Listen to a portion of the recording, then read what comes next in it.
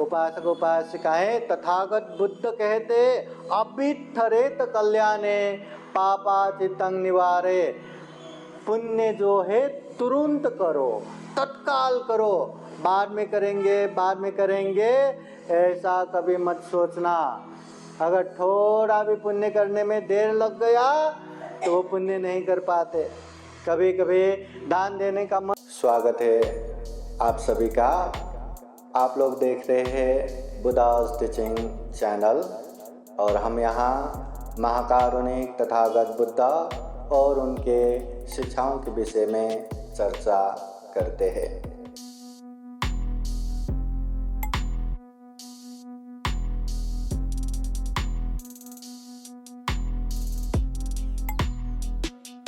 समन्त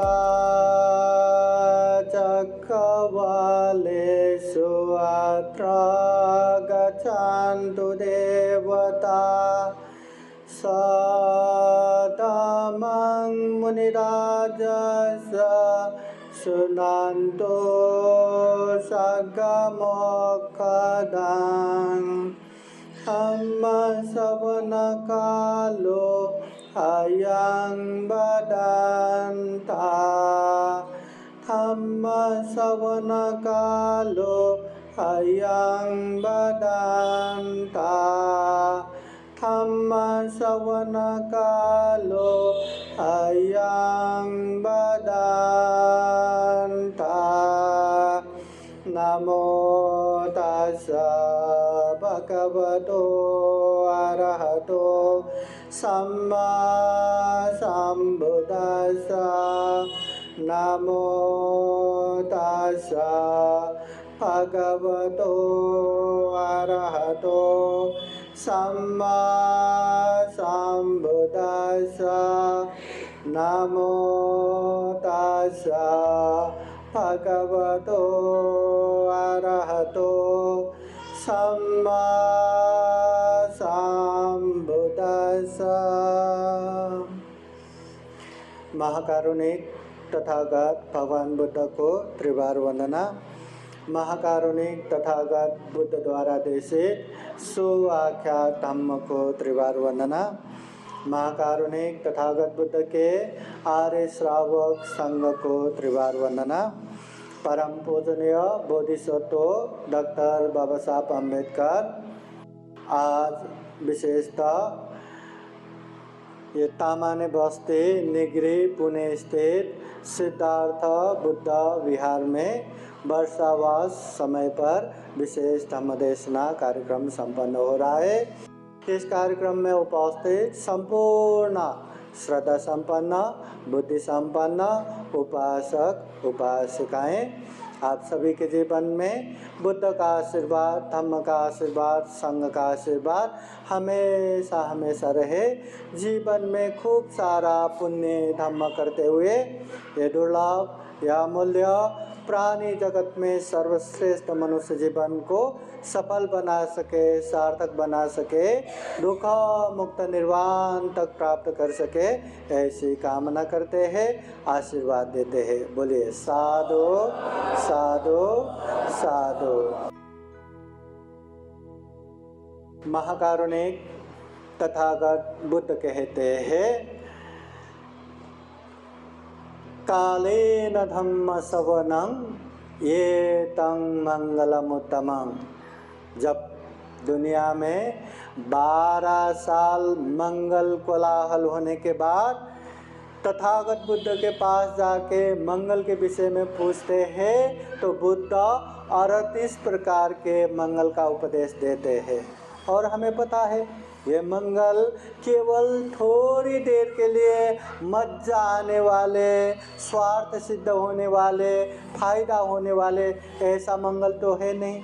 ये मंगल बोले तो जितने भी पाप है उसे काटने वाला, जितने भी दुर्गति का रास्ता है उसे छेदन करने वाला, अभी भी बीच में भी अंत में भी सुख शांति देने वाले ऐसे मंगल का उपदेश दिया।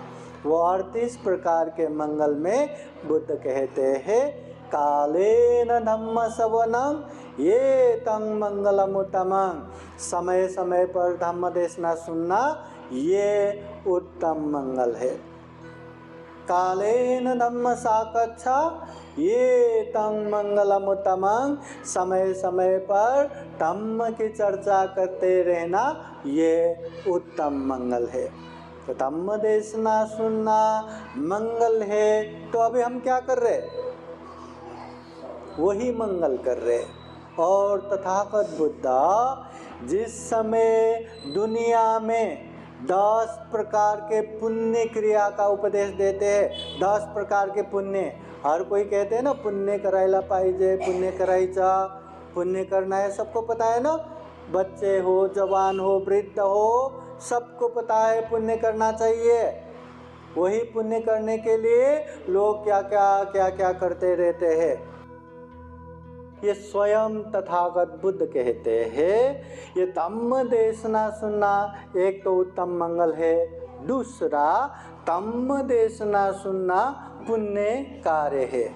जब तथागत बुद्ध विशेषतः ये पुण्य है, ये पुण्य करो, ऐसा जब कहते हैं तो 10 प्रकार के पुण्य क्रिया का उपदेश देते हैं। 10 प्रकार का पुण्य, उसमें से दान देना पुण्य है, शील पालन करना पुण्य है, ध्यान साधना करना पुण्य है, सम्मान्य व्यक्ति का सम्मान करना पुण्य है, उन लोगों का सेवा करना पुण्य है।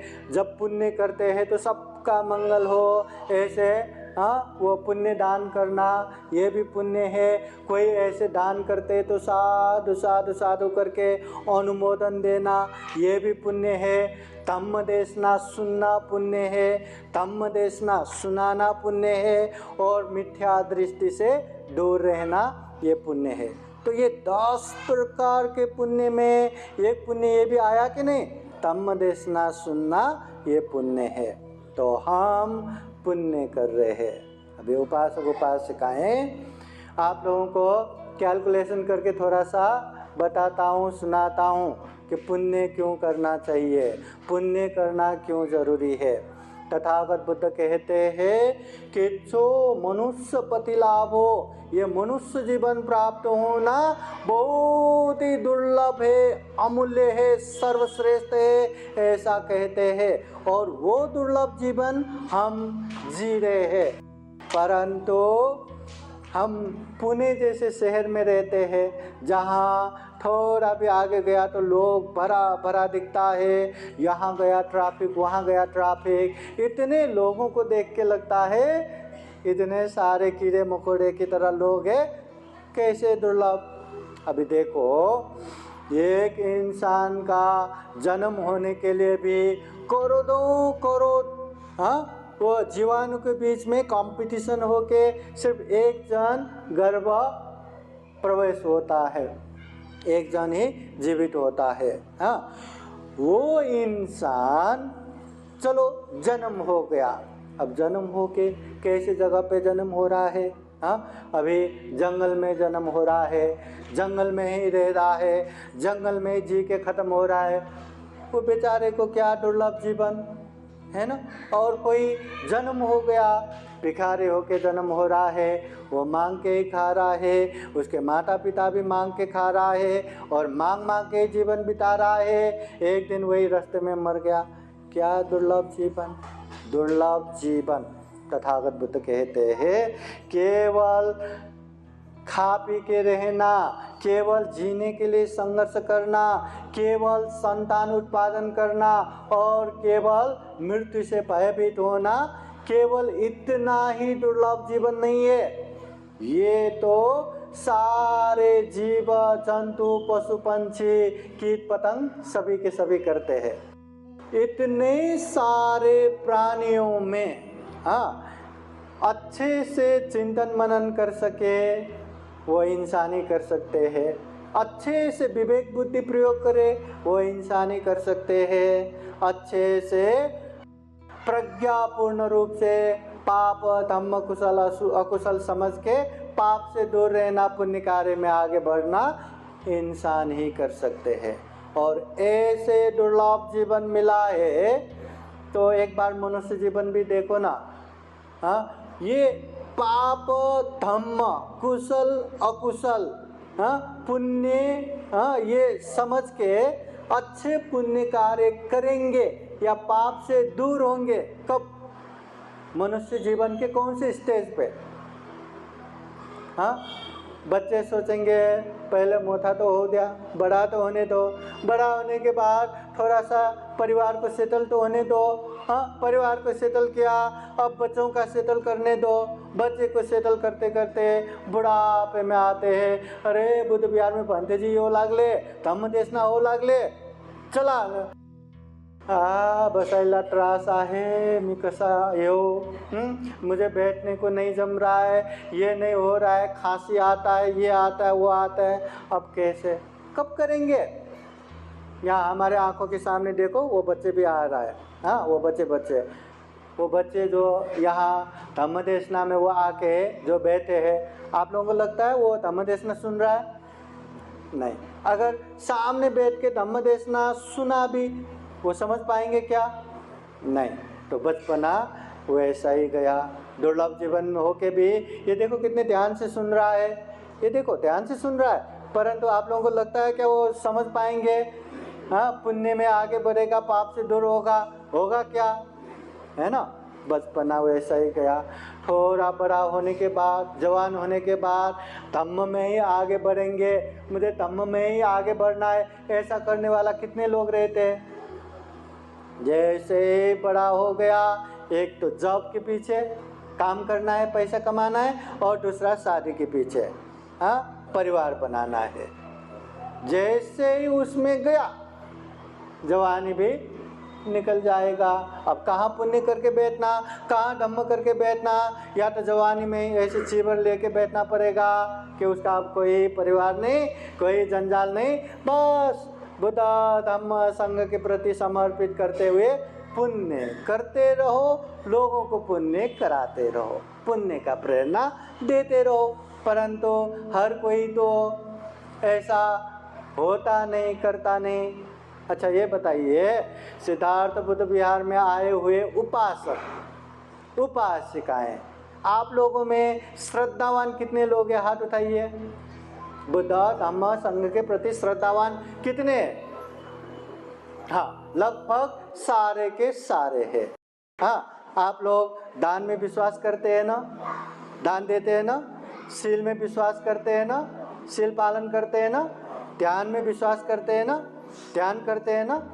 बुद्ध के प्रति श्रद्धा है, धम्म के प्रति श्रद्धा है, संघ के प्रति श्रद्धा है। आप लोगों के परिवार भी है ना? परिवार में जवान बेटे बेटियां है कि नहीं है? तो क्या उन लोगों को शादी कराने से अच्छा पंते बनाना बहुत अच्छी बात है, मैं अपने बच्चे को पंते बनाऊंगा, ऐसे बनाना नहीं है। सिर्फ ऐसे सोचने वाला जरा हाथ उठाइए। एक देखो, इतने भीड़ में एक दो। मैं ये नहीं बोल रहा हूँ कि अभी आपने वचन दिया, उनका नाम ले लो, एड्रेस ले लो और बच्चे लेके चलो, ये नहीं बोल रहा हूँ। बस बनाने की संकल्प है ना। जब पता है आप लोगों को पंते कितना सम्मानित है, बाहर से फूल डालते इतने सम्मान के साथ हम स्वागत करके लाते हैं, वंदना करते हैं, पंचांग वंदना करते हैं, हम दान देते हैं, श्रद्धापूर्वक धम्म देशना सुनते, इतना रेस्पेक्टेड जीवन है, फिर भी अपने बच्चों को पंते बनाने के लिए तैयार नहीं है। जबकि पता है वो लोग शादी करने के बाद उनका अलग जीवन हो जाएगा, वो लोग हमें देखेगा नहीं देखेगा उसका भी कोई गारंटी नहीं है, फिर भी पंते बनाने की इच्छा नहीं है। तो ये जो जवानी है वो परिवार बनते बनाते, लड़ते झगड़ते, जीवन का संघर्ष करते करते निकल जाएगा। जवान लोग बुद्ध विहार में आके नहीं, मुझे धम्म देशना सुनना है, धम्म का प्रेरणा लेना है, मुझे दान का अभ्यास करना है, मुझे शील का अभ्यास करना है, मुझे ध्यान का अभ्यास करना है, ऐसा करने वाले बहुत ही कम रहता है। जवानी जिंदगी बनाने के लिए, संघर्ष करने के लिए, करियर बनाने के लिए, परिवार बनाने के लिए निकल जाएगा। और जैसे ही जवानी थोड़ा आगे बढ़ा, अब परिवार हो गया। अब परिवार होने के बाद आज के कंपटीशन देखो। हाँ, वो बच्चों को पढ़ाने के लिए कितना पैसा लगता है, और गवर्नमेंट स्कूल में भी नहीं पढ़ा सकता, उसको स्टैंडर्ड में ही पढ़ाना है, करियर बनाना है, लाखों रुपया फीस देना है। तो उसको दिन रात मर मर के मेहनत करो ताकि बच्चों का फ्यूचर बना सके। ऐसा करते करते करते करते बच्चों को एकदम सक्षम बनाते बनाते उसका पूरा जवानी ढल जाएगा। और जैसे वो लोग सक्षम हो गया, अब फ्री हो गया ना, हो गया क्या फ्री? अरे बच्चों का अभी शादी कराना है, उन लोगों को सेटल कराना है। वो खुद सेटल होंगे ऐसा नहीं, उन लोगों को सेटल कराने के लिए वो टेंशन ले लेके फिर उसके पीछे ही भागते रहते, उसके पीछे ही भागते रहते। और उन लोगों को सेटल करा दिया, उसके बाद तो काम खत्म हो गया रहेगा ना।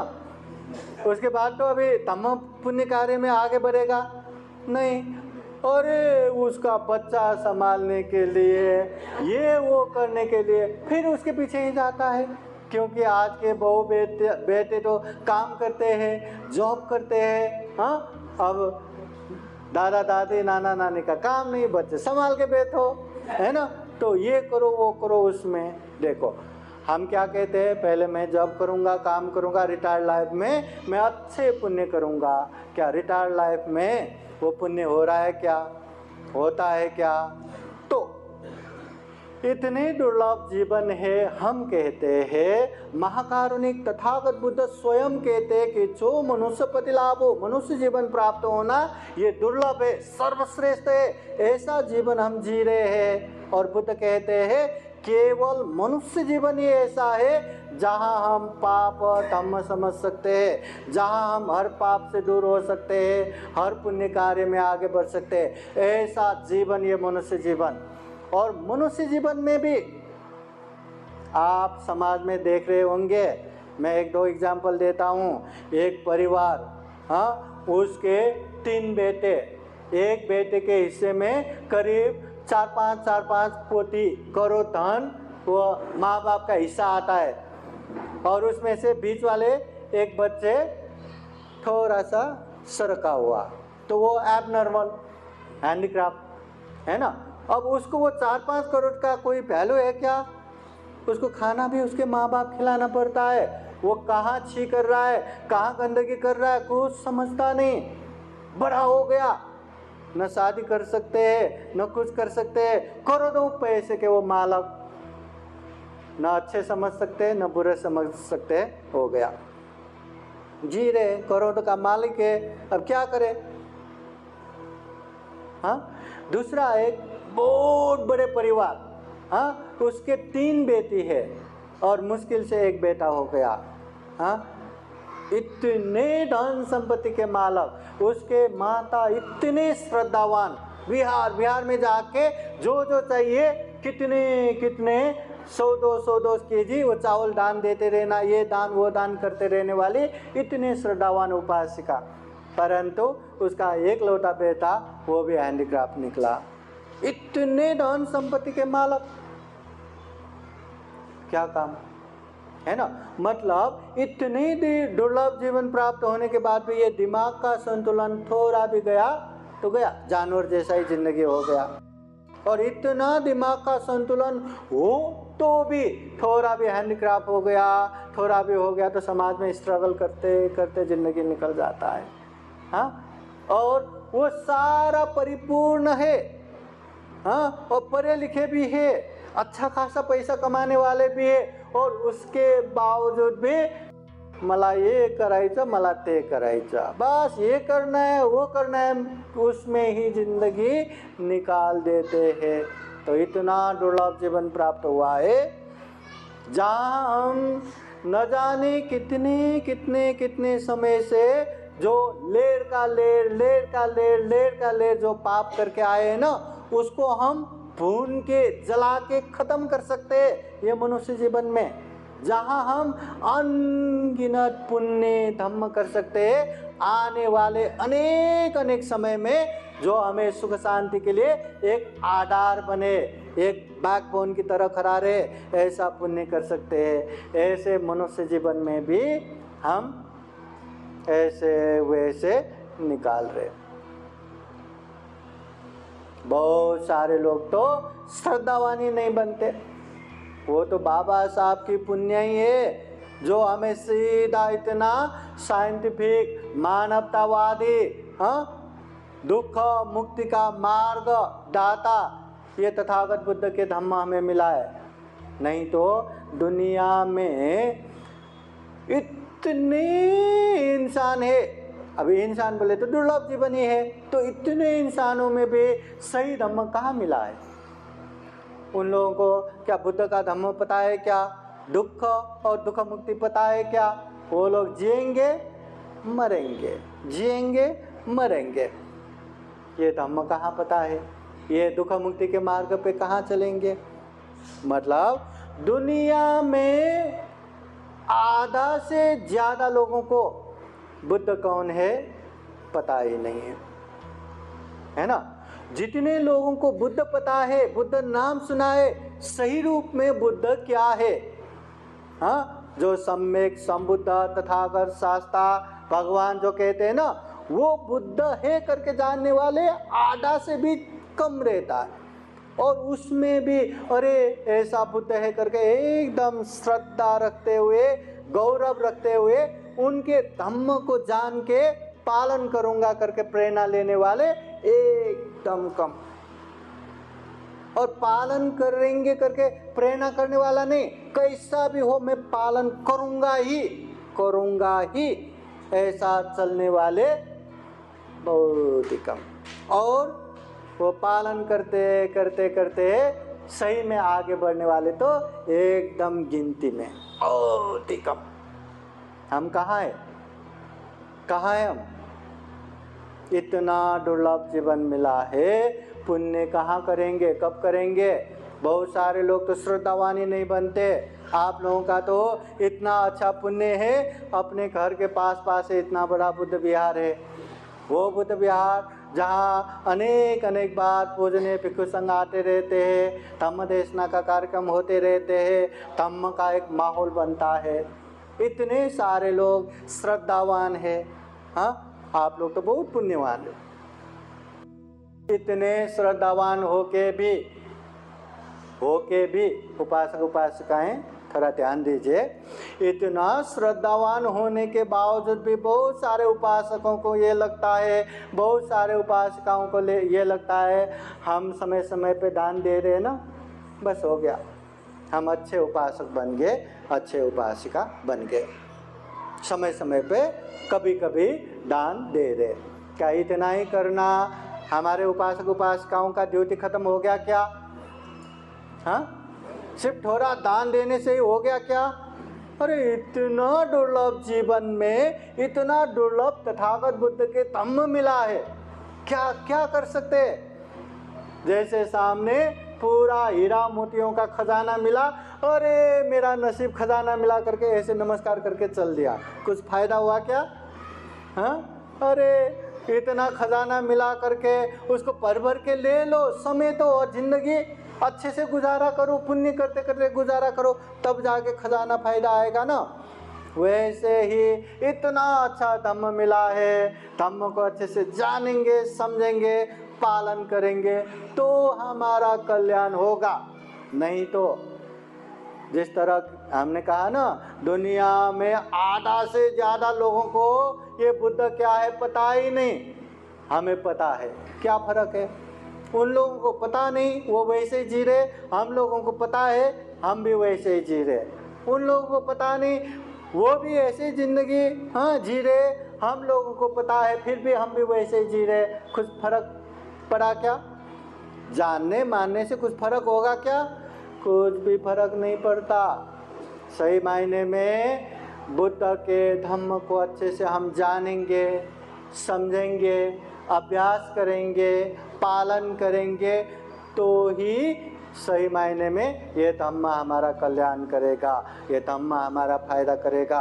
उपासक उपासिकाएं देखिए, कैलकुलेशन करके भी देखिए, ये जिंदगी का ये जो समय है दुर्लभ तो है, निश्चित रूप से ये जिंदगी दुर्लभ है, परंतु हमेशा रहने वाले अजर अमर नहीं है। कब कहाँ कैसे खत्म होगा पता नहीं। और वो जीवन में भी हम बुढ़ापे तक जिएंगे, सपोज, जिएंगे नहीं जिएंगे पता नहीं, परंतु जिएंगे तो हम कब पुण्य करने का मौका है जरा देखो। बचपना वैसे ही चला गया, जवानी में कितना भी धम्म सुनो, यहाँ साधु साधु करके सुनो, घर जाने के बाद फिर से अपने ही कामों में, मला ये करायचं ते करायचं है ना, मुझे ये करना है वो करना है, उसमें ही चला जाता है। और थोड़ा उम्र होने के बाद श्रद्धा पूर्वक घर ये बुद्ध विहार आके खूब सुनते हैं, फिर घर जाने के बाद क्या होगा, है ना। इतना ही श्रद्धा पूर्वक हम निरंतर काम कर पाएंगे क्या, कर सकते हैं क्या, है ना, उसमें भी फर्क है। तो कब पुण्य करना है, कब पुण्य कर सकते हैं, जरा ध्यान देना। बहुत दुर्लभ जीवन है, केवल दिखावा करके हमें कोई लाभ मिलने वाला नहीं है। धम्म दिखावा के लिए नहीं है, धम्म केवल हम बौद्ध है करके दिखाने के लिए नहीं है। अगर ऐसे ही दिखाते रहेंगे तो ये धम्म हमारा जरा सा भी कल्याण नहीं करेगा। उपासक उपासिकाएं, ये धम्म को हमें जानना है, समझना है, पालन करना है, तभी हमारा कल्याण होगा। इसलिए बार बार मैं एक उदाहरण देता हूँ। हाँ, जिस तरह से मतलब ये तथागत बुद्ध एक बार बहुत सारे भिक्षुओं को लेके एक जगह जाते हैं। वहाँ पहुँचने के बाद नख में थोड़ा सा धूल निकालते हैं और पूछते हैं, भिक्षुओं बताओ मेरे नख में ज़्यादा धूल है या पृथ्वी में ज़्यादा धूल है। सारा भिक्षुगण कहते, भगवान आपके नख में क्या ही धूल है, सारा पृथ्वी तो धूल ही धूल से भर पड़ा है, आपके नख में कमी है, हाँ न्यून है, गौण ही धूल है। बुद्ध कहते हैं, भिक्षुओं इस दुनिया में अच्छे धम्म को जानने वाले समझने वाले मेरे नख में जितना धूल है उतना ही है, बाकी तो धम्म के नाम पे कहाँ कहाँ भागते रहने वाले बहुत ज़्यादा है। विश्वास करते हैं कि नहीं? ये तथागत बुद्ध के वाणी है। अच्छे धम्म जिसे प्राप्त हो नख में धूल समाने है। नहीं तो बुद्ध कहते हैं ये इस दुनिया में ब्रह्म जाल समान, अर्थ जाल समान, दृष्टि जाल समान धम्म का जाल फैला हुआ है। जैसे एक छोटा सा तालाब बनाए इंसानी, छोटा सा एक तालाब बनाया, उसमें मछलियाँ पाला, और एक दिन मछलियाँ बड़ी बड़ी होने के बाद जितने तालाब है उतने बराबर का जाल बुन के उसमें डालेंगे तो जितने मछलियाँ हैं सबके सब वो जाल में आ जाएगा, बचने वाले एकदम कमी होगा। वैसे ही दुनिया में ब्रह्म जाल समान ऐसे धम्म का जाल फैला हुआ है जिससे बचना बहुत ही मुश्किल है। नख में धूल समान लोग ऐसे मिथ्या दृष्टि, ऐसे अंधविश्वास से बचते हैं। सही धम्म जानने वाले, सही धम्म सुनने वाले नख में धूल समान है। ये तथागत बुद्ध के वाणी त्रिपिटक के सुत्त पिटक अंतर्गत ये दीघ निकाय ग्रंथ, उसमें पहला सुत्त ब्रह्मजाल सूत्र आता है। वो ब्रह्मजाल सूत्र में तथागत बुद्ध ये कहते हैं, मतलब सही धम्म मिलने वाले नख में धूल समान। फिर बुद्ध उससे आगे कहते हैं, इस दुनिया में अच्छे धम्म को जान के समझ के पालन करने वाला, अभ्यास करने वाले नख में धूल समान है। मतलब बहुत सारे लोग है ना, बुद्ध को हम जानते हैं मानते हैं, धम्म को जानते हैं मानते हैं, संघ को जानते हैं मानते हैं, बस बुद्ध हमारा है, धम्म हमारा है, संघ हमारा है, बुद्धं शरणं गच्छामि, धम्मं शरणं गच्छामि, संघं शरणं गच्छामि, इतने में ही एकदम शोर शराबा करने वाला रहता है। मगर बुद्ध ने क्या सिखाया? पाप मत करो बोला, तो हम शरीर से पाप नहीं करेंगे, वाणी से पाप नहीं बोलेंगे, मन से पाप नहीं सोचेंगे। फिर तथागत बुद्ध ने पुण्य करो कहा, तो ये 10 प्रकार के दान, शील, भावना इत्यादि ये पुण्य करेंगे। फिर तथागत बुद्ध ने मन को शुद्ध करने के लिए कहा, तो हम मन को शुद्धि करेंगे, ध्यान भावना करेंगे। तो ऐसा धम्म का अभ्यास करने वाले बहुत ही कम है। बाबा साहब के पुण्य ही इतना अच्छा धम्म हमने जान लिया, मान लिया, तो क्या वो धम्म को हम अभ्यास कर रहे क्या? देखो, बताने की जरूरत नहीं है, अपने आप को देखो, क्या हम वो धम्म का अभ्यास कर रहे क्या? दान का अभ्यास कर रहे क्या? शील का अभ्यास कर रहे क्या? ध्यान भावना का अभ्यास कर रहे क्या? ऐसा अभ्यास करने वाले नख में धूल समान। फिर तथागत बुद्ध कहते हैं, अच्छे धम्म को जान के, अच्छे धम्म को पालन करके, अच्छे धम्म में परिपूर्ण होने वाले, मेरे नख में जितना धूल है उतना ही है, बाकी तो पृथ्वी में पड़े धूल समान। मतलब धम्म परिपूर्ण करने वाले। आप लोग 5 शील पालन करते हैं कि नहीं? पालन करते? करना चाहिए, पर करते हैं? हाँ, पालन हर कोई करते हैं, करने की अभ्यास करते हैं,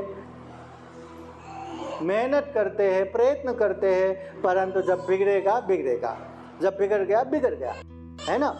वैसा ही हो रहा है ना?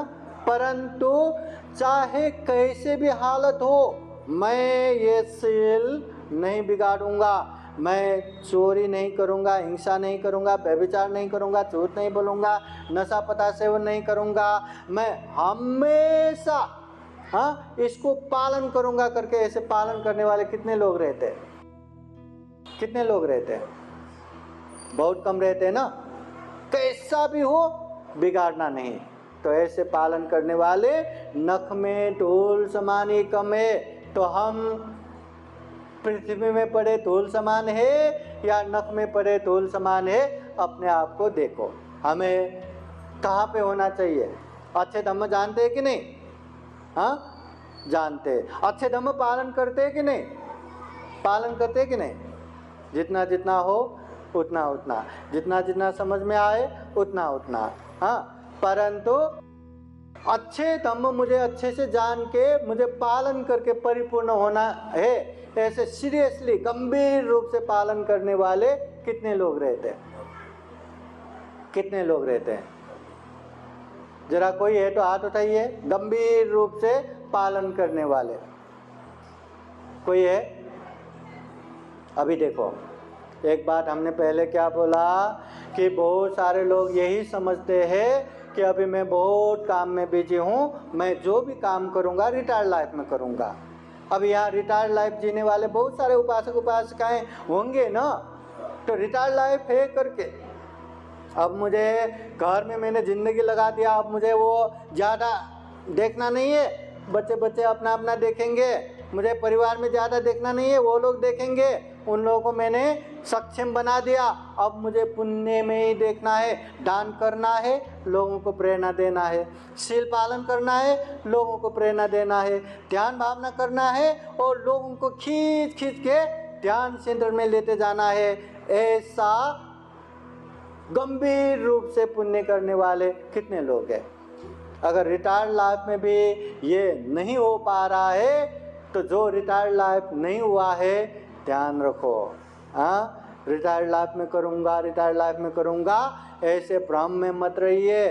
वो जीवन में हम स्वस्थ रहेंगे नहीं रहेंगे इसका कोई गारंटी नहीं है, और रिटायर्ड लाइफ में स्वस्थ रहा भी तो वैसा ही पुण्य करने का मौका मिलेगा नहीं मिलेगा वो भी गारंटी नहीं है, और मौका मिल भी गया तो हम वो करने का इतना मन रखेंगे नहीं रखेंगे उसका गारंटी नहीं है। बुढ़ापे में बहुत चिकटपना आता है, बहुत कंजूसीपना आता है ना, क्योंकि अब कमा नहीं सकते करके बहुत अटैचमेंट ज़्यादा रहते हैं। तो ऐसे में हम वो कर पाएंगे, मौका आने के बाद भी कर पाएंगे नहीं कर पाएंगे उसका कोई गारंटी नहीं है, एक तो जिंदगी का ही गारंटी नहीं है। इसलिए उपासक उपासिकाएं तथागत बुद्ध कहते अभिठरेत कल्याणे पापाचितं निवारे। पुण्य जो है तुरंत करो, तत्काल करो, बाद में करेंगे बाद में करेंगे ऐसा कभी मत सोचना। अगर थोड़ा भी पुण्य करने में देर लग गया तो वो पुण्य नहीं कर पाते। कभी कभी दान देने का मन होता है ना, पुण्य में ऐसा माहौल में रहते रहते इतना दान देने का श्रद्धा आता है, परंतु तुरंत दान को हम उसको कार्यान्वयन नहीं किया, चलो अभी आने वाले वाद दिवस जन्मदिन में करेंगे, नहीं अभी वो पिताजी के पुण्य स्मृति में करेंगे, नहीं वो भी जाने दो, अब हमारा रिटायर लाइफ में एक ही बार में करेंगे, और करते करते तो कब करेंगे पता ही नहीं। ऐसा ही होता है। इसलिए पुण्य जब भी करने का मौका हो तुरंत करो, तत्काल करो, क्योंकि पुण्य ऐसी चीज है जो हमेशा हमारा कल्याण करेगा, हमेशा हमारा साथ देगा। कभी कभी जिंदगी में बहुत परेशानी आता ही है, सुख भी आता है, दुख भी आता है। जिंदगी एक समान कभी नहीं चलता, या हमारा हार्ट बीट की तरह ऊपर नीचे ही चलता है। या हमारा हार्ट बीट एक समान चला तो डॉक्टर कहेंगे आई एम सॉरी, मर गया ये, है ना। तो हमारा हार्ट बीट भी ऊपर नीचे ही चलता रहता है। तो जिंदगी का यही फॉर्मूला है, ऊपर नीचे, पुण्य पाप, सुख दुख। हमेशा सुख भी नहीं रहता, हमेशा दुख भी नहीं रहता, ऊपर नीचे उसी तरह चलता रहता है। तो इसलिए उपासक उपासिकाएं जितना हम धम्म को जानेंगे, जितना धम्म को समझेंगे, जिंदगी को भी समझ पाएंगे। चाहे सुख हो चाहे दुख हो, एक समान रूप से आगे बढ़ने के लिए हमें साथ देगा। और कभी कभी ऐसी अवस्था भी आता है कि जैसे कि अभी प्रवचन के समय में लाइट गया ना, एक की बार में अंधकार चुप, वैसे ही जिंदगी में ऐसे दुख भी आता है कि जैसे सारी जगह अंधकार ही अंधकार छा गया, अब बस जिंदगी खत्म, अब कुछ नहीं रहा, अभी रास्ता ही नहीं है, ऐसे अंधकार। वो इतना दुखी होता है, इतना परेशान होता है, अब जिंदगी खत्म। परंतु ऐसे समय में जब याद करते हैं ना, अरे मुझे साथ देने के लिए वो कल्याण मित्र है ना, मेरा माता है, वो मेरा पिता है, या मेरा परम मित्र है, या मेरा पार्टनर है, वो तो मुझे साथ देगा ही, ऐसा याद भी आया तो थोड़ा सा, जैसे कि अंधकार में ये छोटा सा प्रकाश आते हैं ना, छोटा सा प्रकाश भी आए तो वहाँ दिखने लगता है। तो जब प्रकाश पड़ते हैं तो दिखने लगता है, अरे ये अंधेरा हुआ है, रास्ता बंद नहीं हुआ है, बहुत सारा रास्ता वहाँ वैसे ही पड़ा है। तो ऐसे साथ देने वाला है, वो याद करने मात्र से भी हमारा हिम्मत बढ़ जाता है, और पूरा ये जिंदगी दिखाई देता है, अनेक रास्ता दिखाई देता है। तो वैसे ही वो जो कल्याण मित्र को समझ के हम अपने मनोबल बढ़ाते हैं, वो कल्याण मित्र हमारा कल्याण करेगा या नहीं करेगा उसका कोई गारंटी नहीं है। परंतु तथागत बुद्ध कहते हैं, जो व्यक्ति जीवन में पुण्य करेगा, धम्म करेगा, गारंटी है वो हमारा कल्याण करेगा, वो हमारा साथ देगा। इसलिए हमेशा साथ रहने वाला एक बॉडीगार्ड की तरह, हमेशा साथ रहने वाला एक कल्याण मित्र की तरह, हमेशा साथ रहने वाला एक पुण्य मित्र की तरह अगर बनाना है तो पुण्य ही करना है, धम्म ही करना है, अच्छा कुशल कर्म ही करना है। तथागत बुद्ध के अच्छे से अच्छे वाणी संग्रहित जो धम्मपद ग्रंथ है ना, धम्मपद ग्रंथ के जो पहला 2 गाथा, मनु पुभंग धम्मा, मनुष्य था मनोमया, हर जगह पे मनी पहले पहुंचते, इसलिए मनी श्रेष्ठ है, मनी उत्तम है। मन से ही सब व्याप्त है। मनसा चे पदुत्थे न, प्रदूषित मन से, गलत मन से, पास तिवा करो तिवा कोई बोलता है या कोई करता है तो ततोनं दुख मनवेति, ऐसे लोगों के पीछे पीछे क्या आता है? दुख आता है, क्योंकि उसने गलत मन से काम किया, गलत मन से बोला। तो दुख भी कैसे आता है, वो तो उदाहरण दे के समझाते। चक्कंग वो तो परंग, बैलगाड़ा के पीछे पीछे जो भारी चक्का आता है, वो ऐसे पीछे पीछे आता है। वो बैल आगे गया तो आगे, दाएं गया तो दाएं, बाएं गया तो बाएं, जहाँ जहाँ जाते वो भारी चक्का उसके पीछे पीछे आता है। बहुत भार हो गया, दुख हो गया करके वो अपने आप उसको हटा नहीं सकता। वैसे ही गलत करने वालों के पीछे पीछे दुख आता है।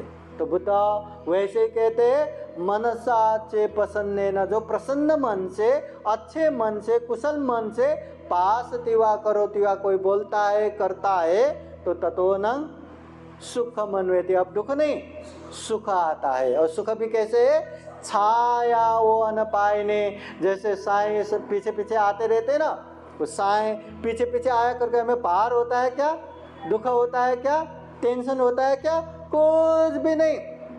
हल्के फुल्के में जहाँ जहाँ गया हमें उसके वो ध्यान रखने की जरूरत ही नहीं है, वो पीछे पीछे आता रहता है, कभी साथ नहीं छोड़ता। तो वैसे साई की तरह ये पुण्य हमारे पीछे पीछे आते रहते हैं, और वो पुण्य हमेशा हमारे जीवन में सुख का कारण बनता है, हमेशा जीवन में हमें साथ देता है, हर समस्या में समाधान की तरफ लेके जाता है, हर दुख में सुख की तरफ लेके जाता है। तो ऐसा पुण्य, ऐसा धम्म हमें करना चाहिए। बुद्ध स्वयं भी कहते हैं, पुण्यं चे पुरुषो कैरा, कैरा थे तंग पुनः पुनः। इंसान है तो पुण्य करना चाहिए, क्योंकि इंसान ही पुण्य कर सकते हैं। इंसान के अलावा कोई भी जीव जंतु पशु पंछी कीट पतंग पुण्य नहीं कर सकता। कर सकते हैं क्या? कोई कुत्ते को यहाँ तमदेश न सुना सकते हैं? सुनाए तो भी वो समझ सकते हैं। हाँ, वो आज मैं बिहार जाके तमदेश न सुन के आया करके वो क्या पुण्य करने के लिए, पाप से दूर रहने के लिए वो आगे बढ़ेगा क्या? संभव ही नहीं है। कोई भी जीव जंतु पशु पंछी कीट पतंग पुण्य नहीं कर सकता, पाप से दूर नहीं हो सकता। ये केवल और केवल इंसान ही कर सकता है। इसलिए बुद्ध कहते हैं, इंसान है तो पुण्य करना चाहिए, और एक बार पुण्य किया बस हो गया करके बैठना नहीं है। कैरा थे तंग पुनः पुनः, बार बार बारंबार करना चाहिए। जिस तरह हम एक बार खाना खाया करके रुकते नहीं, हाँ अगली वो पहले साल तो खाया अब क्या खाना, ऐसे बैठते हैं क्या? हम हर साल क्या, हर महीना क्या, हर हफ्ते क्या, हर दिन क्या, दिन में भी कितने कितने बार खाते हैं। हाँ, तो वैसे ही पुण्य भी बार बार बारंबार करते रहना चाहिए, करते रहना चाहिए। हाँ, तम्मी छंदंग कह रहा था, ये पुण्य करने से क्या मिलेगा? बुद्ध कहते हैं, सुखो पुण्य शौचयो, उच्च प्रकार के सुख मिलेगा, महान सुख मिलेगा। ये ऐसी सुख है जो क्षणिक अच्छा चीज देखे, अरे वाह कितना अच्छा है, या थोड़ा अच्छा खाना मिल गया, अरे वाह आज कितना टेस्टी खाना मिला, ऐसे क्षणिक सुख नहीं है। आदि मध्य अंत पर्यंत कल्याणकारी, शुरुआत में भी हमें सुख शांति देगा, बीच में भी सुख शांति देगा, अंत में भी सुख शांति देगा। ऐसे महान उच्च प्रकार के सुख शांति मिलता है। बुद्ध कहते हैं, कितना भी पढ़ा लिखा हो, बड़े से बड़े अधिकारी बना हो, डॉक्टर इंजीनियर बना हो, उससे भी सुख शांति मिलेगा, उसका कोई गारंटी नहीं है। पैसे कमा कमा के बहुत पैसे कमाया, खूब गाड़ी बंगलो हो गया, उससे भी सुख शांति आएगा? कोई गारंटी नहीं है। खूब अच्छे दिखने लगे, खूब सुंदर बनने लगे, उससे भी सुख शांति आएगा? कोई गारंटी नहीं है। दुनिया भर के भौतिक सुख सुविधा के पीछे भागते भागते सारे चीज मिल भी गया तो उससे भी सुख शांति मिलेगा? उसका गारंटी नहीं है। परंतु बुद्ध कहते हैं, जो व्यक्ति पुण्य करता है, जो व्यक्ति धम्म करता है, गारंटी है उसके जीवन में सुख मिलेगा, शांति मिलेगा। अब तथागत बुद्ध इतना गारंटी दे रहे हैं और इतना बोल रहे हैं पुण्य करो पुण्य करो पुण्य करो, फिर भी हम पुण्य कर पा रहे हैं क्या? फिर भी क्या पुण्य करना आसान हो रहा है क्या? हो रहा है क्या? नहीं हो रहा है। अभी जब जब हम धम्म देशना सुनेंगे, सारे प्रवचन में यही सुनेंगे ना, पुण्य करो, पाप से दूर रहो, चित्त परिशुद्ध करो। सारे धम्म का सार इसी में आता है। आप कुछ भी प्रवचन सुनो, यही 3 बातें आता है। पाप करना नहीं है, पुण्य करते जाना है, चित्त संयम एकदम अच्छा बनाना है, शुद्ध बनाना है। यही 3 बातें। अब इतना धम्म देशना सुनते हैं, इतना श्रद्धावान उपासक उपासिका बनते हैं, फिर भी पुण्य करना आसान नहीं है। क्यों?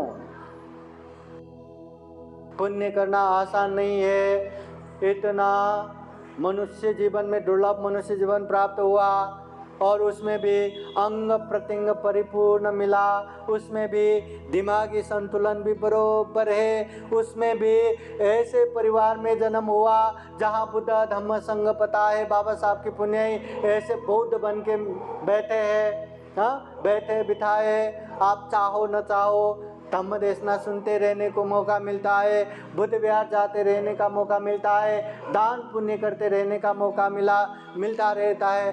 उसके बाद भी श्रद्धावान होके बार बार हम पुण्य नहीं कर पा रहे। क्यों? क्यों ये आसान नहीं हो रहा है? क्यों? आप लोगों को क्या लगता है? खाना खाना आसान है? अच्छे से अच्छे खाना एकदम प्लेट भर के लाया, अपना मनपसंद इतना अच्छा पकवान अब सामने आया, वो खाना खाना आसान है क्या? और मेरा टेस्टी करके ऐसा करके सिर्फ खा सकते हैं क्या? अरे कितना गरम चटका लगता है, धीरे धीरे ले लेके थोड़ा करके उसको कितने देर खाना रहता है, फिर जाके वो पूरा खा पाएंगे। आसान है क्या? वो भी तो आसान नहीं, परंतु उसको हम ये मुश्किल है मैं नहीं खाऊंगा ऐसा कभी बोलते हैं क्या? नहीं बोलते। क्यों? बचपन से लेके हम खाने के इतने आदत बना के बैठे हैं। अब तो क्या, घर में रहो, बाहर रहो, बीमार रहो, अच्छे रहो, बच्चे रहो, जवान रहो, बूढ़े रहो, हर कोई खाना खाते ही रहते। एक स्वभाव बना दिया, एक आदत बना दिया। बस हमें यही काम करना है, पुण्य करने का भी एक आदत बनाना है। दान देने की आदत बनाना है। दान देने के लिए बहुत मार आता है बरका। मन के लोभ ऐसे उसको मार आता है, नहीं दान मत दो, दान मत दो, ऐसे खींच के लेता है, चुंबक की तरह खींचता है, दान देने ही नहीं देता है ना। तो नहीं, दान देने से ही हमारा कल्याण है, ये बात जानना है, ये बात मानना है, ये बात महसूस करना है। दूसरे लोगों को देखते देखते दान तो मुझे करना ही है। थोड़े थोड़े से ही शुरुआत करो, करते जाओ करते जाओ करते जाओ, और एक बार जब आदत बन गया ना, फिर आपको कोई रोक नहीं पाएंगे।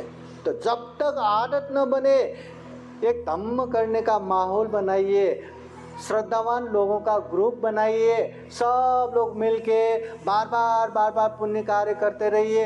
ऐसे धम्म का माहौल साल में 1-2 बार करना नहीं है, वर्षावास में ही करना नहीं है, कम से कम जगह को देख के हफ्ते में 1 बार करना है, या 2 हफ्ते में 1 बार करना है, या महीने में 1 बार करना है। पांते जी को बुला के धम्म का माहौल बनाते रहो। जैसे मोबाइल चलाते चलाते डिस्चार्ज होता है ना, हम उसको रिचार्ज करते हैं, तो हमारा पुण्य भी डिस्चार्ज होता है। जैसे जैसे पुण्य डिस्चार्ज होता है ना, पुण्य खत्म होता है, बहुत चिड़चिड़ा बढ़ जाता है, घर में झगड़े का माहौल बनता है, धैर्य तो बिल्कुल रहता नहीं, छोटी छोटी बातों में भी बहुत गुस्सा आने लगता है, काम बनता ही नहीं है, बनने वाला काम भी बिगड़ते जाता है। तो ऐसा माहौल बन गया तो समझना पुण्य का रिचार्ज करना है। तो ऐसे समय में बुद्ध विहार है, तो ऐसे पुण्य का माहौल बनाते बनाते सामूहिक रूप से पुण्य का रिचार्ज करते जाएंगे, तो बार बार साथ में हम पुण्य करते रहेंगे। बुद्ध विहार आया, आप दान देंगे, बुध विहार आया शील पालन करेंगे, बुध विहार आया ध्यान साधना, बुध विहार आया दसों पुण्य क्रिया उसमें हो जाता है। अभी बाहर जाने के बाद आप लोग करे न करे, यहाँ रहते समय उतना तो आपका पुण्य रिचार्ज हो गया, वही धीरे धीरे बढ़ता जाएगा और एक समय ऐसा आएगा कि पुण्य अब मला पुण्य करायचं, मुझे करना है ये बोलने की जरूरत नहीं, अब आदत बन गया। मुझे पाप से दूर रहना है, मुझे ये पाप नहीं करना, बोलने की जरूरत ही नहीं है, अब आपका स्वभाव बन गया। हम बोलते हैं ना मुझे हिंसा नहीं करना, अरे हम बौद्ध है, हम हिंसा नहीं करते, एक स्वभाव ही बना दो ना। हम बौद्ध है, हम चोरी नहीं करते, स्वभाव। हम बौद्ध है, हम व्यभिचार नहीं करते। हम बौद्ध है, हमें खोटा झूठ नहीं चलता। हम बौद्ध है, दारू तो बिल्कुल नहीं चलता, नशा पता बिल्कुल नहीं चलता। एक स्वभाव बनाओ, इसको पालन करना है, बाहर की तरह उठा के मत बैठो, स्वभाव बनाओ, आसान हो जाएगा, जल्दी आदत बन जाएगा। और एक बार आदत बन गया ना तो आपको मेहनत शील बिगाड़ने के लिए लगेगा, पालन करने के लिए नहीं लगेगा, है ना। तो इसलिए पुण्य करने का माहौल बनाओ, पुण्य करने का आदत बनाओ, बार बार रिपीटेशन में बार बार हमें पुनः पुण्य करते जाना है, धम्म करते जाना है। पुण्य रिचार्ज करते अभी तो हमारा क्या पुण्य करना है, धम्म करना है। पुण्य करने से हमारा कल्याण होगा, पुण्य करने से ही सुख शांति मिलेगा। बस इसको जानते हुए मानते हुए हमें पुण्य करना है। यकीन मानिए एक दिन ऐसा अवस्था भी आएगा जब ऐसे पुण्य करते धम्म का माहौल में रहते आपके मन में वैराग्य धम्म उत्पन्न होगा। विराग से तो धम्मानम, सभी धम्म में वैराग्य धम्म श्रेष्ठ है। एक बार वैराग्य धम्म उत्पन्न हो गया, अरे दुनिया दुख से भर पड़ा है, ऐसे दुनिया में क्या ये ऐसे जाल जंजाल में फंसा रहा हूँ, क्या मैं सुख करके इसको भोगता रहा हूँ। अब सब छोड़ के मुझे दुख मुक्ति मार्ग पे जाना है, मुझे इसमें ही चलना है। अब सारा छोड़ दिया, केवल और केवल वो दुख मुक्ति मार्ग पे चलेगा। ऐसे वैराग्य धम्म भी एक दिन उत्पन्न होगा। जब तक उत्पन्न नहीं होगा तब तक पुण्य ही करते रहो, धम्म ही करते रहो, सुख शांति के लिए, पुण्य के लिए। और वैराग्य धम्म उत्पन्न हो गया तो अब पुण्य के लिए नहीं, सुख शांति के लिए नहीं, सभी दुखों से मुक्त निर्वाण प्राप्ति के लिए। हाँ, तो इसलिए उपासक उपासिकाएं, इतना दुर्लभ जीवन मिला है, परिपूर्ण शरीर मिला है, उसमें भी दिमागी हालत भी संतुलन है, उसमें भी खेड़े पारे में नहीं ऐसे शहरों में रह रहा है, उसमें भी हाँ एक बौद्ध परिवार में है, बुद्ध विहार पास में है, पंथी जी भी आसानी से मिलता है, ज़्यादा मेहनत करने की ज़रूरत नहीं है। तो ऐसी जगह पे हम बैठे हैं तो पुण्य का माहौल बनाओ, पुण्य करते जाओ, खुद भी पुण्य करो, लोगों को भी पुण्य करने का एक माहौल बनाओ, है ना। ऐसे पुण्य करते करते पुण्य का आदत बनाओ। जितना पुण्य करेंगे उतना सुख शांति, और जितना अच्छे से गंभीर रूप से ये धम्म कार्य में आगे बढ़ेंगे उतना हम निर्वाण के नज़दीक पहुँचेंगे। जीवन में जरा जीर्ण मरण रूपी आग जल रहा है। ये आग हमें कब जला के राख बनाएगा पता नहीं। न चाहते हुए भी हम बुढ़ापा की तरफ, न चाहते हुए भी हम ये बीमारी की तरफ, न चाहते हुए भी हम मृत्यु की तरफ, कब कहाँ कैसे ज़िंदगी ख़त्म होगा पता नहीं। इसलिए वो राख बनने से पहले हमें खूब पुण्य करना है, खूब धम्म करना है। और एक बात खूब अच्छे से समझ लीजिए, ये दुर्लभ जीवन में ही हम पुण्य कर सकते हैं, बाद में नहीं कर पाएंगे। जब तक निर्वाण प्राप्त ना हो, पुण्य ही पुण्य करते करते आगे बढ़ना है। उसके लिए भी अभी हमें पुण्य करना पड़ेगा, तब हम पुण्य करने की जगह पे जन्म हो पाएंगे। इसलिए ये बात को ध्यान रखते हुए खूब पुण्य करना है, खूब धम्म करना है, खूब पुण्य का माहौल बनाना है। कितना भी श्रद्धावान बनो, बार बार निरंतर पुण्य करना आसान नहीं है। ये बात अच्छे से जान लो, मान लो। अगर हम बार बार पुण्य नहीं कर पा रहे तो हम श्रद्धावान सही रूप से नहीं बन पा रहे, केवल नाम के रूप से ही बन रहे, नाम के लिए बन रहे, और वो नाम से हमारा कोई भी कल्याण होने वाला नहीं है। चाहे हम बौद्ध बनो, चाहे हम अबौद्ध बनो, हाँ, जब तक पुण्य नहीं करेंगे उसका हमें प्रभाव नहीं मिलेगा। इसलिए सभ्य सता कम सका, जो जैसा करता है उसको वैसा ही मिलेगा। पाप करने वाले को पाप ही, पुण्य करने वाले को पुण्य ही, और जो हम करेंगे वही हमें मिलेगा। अट्टा यतनु ना तो कोई ना तो पड़ोसी, हम खुद के मालक खुद ही है, कोई हमारे मालक नहीं है। हमारे लिए कोई पाप भी नहीं कर सकता, हमारे लिए कोई पुण्य भी नहीं कर सकता, हमारे लिए कोई दुख भी नहीं दे सकता, हमारे लिए कोई सुख भी नहीं दे सकता। जीवन में दुख आ रहा है हमारा ही पाप है, जीवन में सुख आ रहा है हमारा ही पुण्य है। इतना स्पष्ट रूप से तथागत बुद्ध ने ये धम्म समझा के गया है। बस हमें समझना है, अभ्यास करना है, जीवन धन्य धन्य बनाना है। जो धम्म देशना सुन रहे उपासक उपासिकाएं हैं, सभी के जीवन में बुद्ध का आशीर्वाद रहे, धम्म का आशीर्वाद रहे, संघ का आशीर्वाद रहे। जीवन में खूब सारा पुण्य धम्म करते हुए दुख मुक्त निर्वाण की तरफ निरंतर आगे बढ़ सके। ये दुर्लभ या अमूल्य जीवन प्राणी जगत में सर्वश्रेष्ठ मनुष्य जीवन को सफल बनाए, सार्थक बनाए, ऐसी कामना करते हुए आज का ये धम्म देशना यही समापन करते हैं। सभी का मंगल हो, सभी का कल्याण हो। भवतु सप्प मंगलं। साधु साधु साधु। बुद्धं नमामि, बुद्ध को नमन करता हूँ। धम्मं नमामि, धम्म को नमन करता हूँ। संघं नमामि, संघ को नमन करता हूँ।